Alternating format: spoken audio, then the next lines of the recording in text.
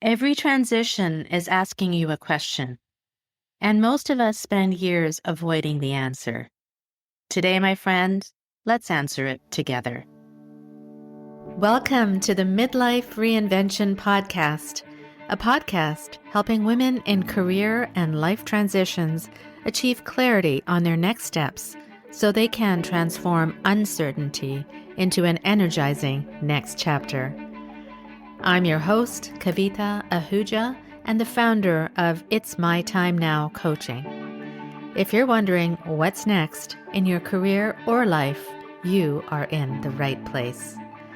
Through solo and guest episodes, you'll gain practical tips, tools, and inspiration to help you uncover blocks, gain confidence, and be, do, and have what you want. I rediscovered myself after the age of 50, and I know you can too. It's my time now to help you do just that. I'm so excited you're here. Let's dive in.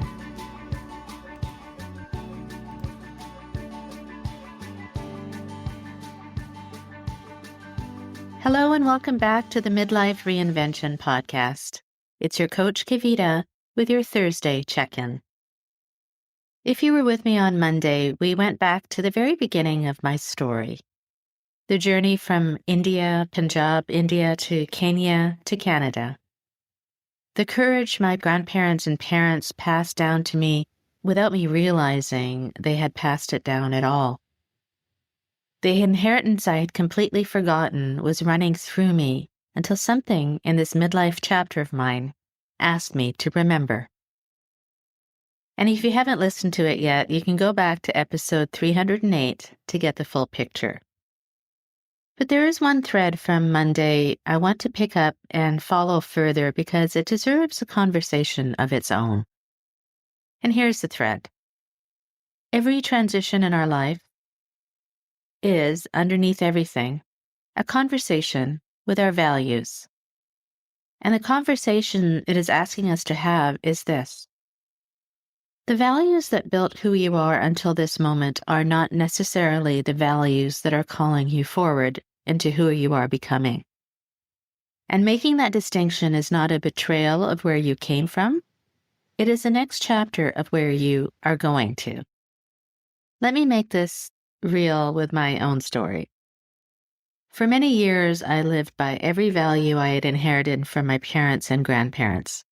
Hard work, achievement, education, family, being the daughter who succeeded, climbing the ladder my parents had crossed oceans for me to climb. And those values were beautiful, and they served me. They built a life I am proud of, skills I am grateful for, and opportunities I would not trade. And then there were the values I absorbed along the way without choosing them. Status, recognition, looking successful from the outside, not rocking the boat. The story that says you've made it, if you have made the title and the salary and the life that everyone around you agrees is a nice life. There was nothing wrong with any of these values having shaped my earlier chapters, and there is nothing wrong with the values that would have shaped yours. They worked. They got us here.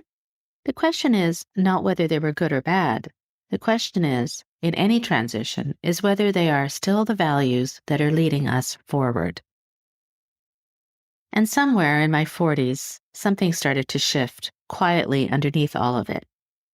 The same values that had carried me for decades were still there, but a new value started knocking on the door. A value I had not yet given myself permission to name, and that was a value of giving back, of using everything I had built to help women navigate the very transitions I was secretly already inside, of leaving behind something larger than my own success. If I had not listened to that new value, I would not be sitting here recording this episode for you today. And so I want you to think about your own story for a moment. What were the values that drove your earlier chapters? The ones you inherited and the ones that you absorbed? And what value is starting to knock on the door to this one? Because here's what I've come to understand. In your earlier chapters, success may have looked like climbing the corporate ladder, the title, the salary, the recognition. And then somewhere along the way, that same word, success, has started to ask a different question. What if success now means giving back? What if it means using everything you built to help the people coming behind you? What if it means building something that is yours rather than something that looks impressive? That is not the old value being wrong. That is the value evolving. And this is also the quiet work that lives at the heart of ikigai, your reason for being. And it lives at the intersection of four things: your strengths, which you are naturally good at, your passions, what really brings you alive, your values, what matters most to you, and what the world needs right now that only you can bring. When all four of these circles overlap, you find your ikigai. And here is what most people miss. Your ikigai is not a fixed point you arrive at once and then keep forever. It is a living conversation between those four circles, and all four of them are shifting through every season of your life. Your strengths evolve as you grow, your passions deepen as you live, your values move, and what the world needs from you at 50 may look very different from what it needed at 25. This is part of what I started to understand in my own transition. The world was no longer asking me for what it had been asking me for decades. The questions changed. And the only way I could hear the new question was by being willing to ask it.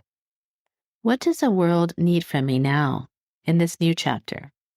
Not what did it need from me 20 years ago. What does it need from me now? If your values shift in a transition and you do not notice, your ikigai goes quietly out of alignment. Your strengths and passions might still be there. What the world needs from you might still be calling, but without your values leading them, something starts to feel off. The work you are doing might still be impressive, but it stops feeling meaningful. The life you have built might still look right, but it stops feeling right. And you cannot put your finger on why. The reason is that your values have moved, and yet you have not let yourself follow them. So the shift I want to leave you today is this. You do not have to throw out the values that built you. You get to honor them as the values that brought you here. And in the same breath, you get to decide which ones still belong in the chapter you are walking into now. Naming what you value now is not selfish. It is not a rejection of those who have raised you. It is the most respectful thing you can do for everything they passed down. Because their courage, their sacrifice, their bravery in choosing the unknown, they did not do all this so you can remain frozen in their value system. They did it all so you could grow into yours. So here is what I want you to sit with this week, my friend. Take a quiet moment somewhere you will not be interrupted. Write down 5 values that have led your life until now. They might be the obvious ones like family or hard work or education. Or they might be the less obvious ones like being respected or being needed, being seen as successful. Whatever they are, write them down honestly. Then look at each one and ask yourself gently, is this still leading me forward? Or has it become a weight I'm carrying out of habit? Which of these values do I want to keep walking into with this next chapter? Which ones, with love and respect, have I outgrown? And what new value is asking me to lead now that I have not yet been willing to name? You don't have to act on the answers today. You only have to notice them. And the noticing is the work. The choosing comes after. And one more thing before we close. This whole month we were doing something different here on the podcast. I'm sharing my story, episode by episode, and inviting you to share yours back. Ask me anything. If a question is rising in you about my journey or your journey or anything in between, send me an email at Kavita@itsmytimenowcoaching.com. I will be answering questions in the episode ahead. I'll see you back here on Monday, where I'm going to take you into the years where I lived every value I had inherited. The years where the playbook felt perfect, until quietly it didn't. If you have ever lived by a story that looked exactly right and somehow stopped feeling like yours, Monday's episode will be for you. And remember, you get to decide what comes next. So say it with me and say it with confidence. It's my time now.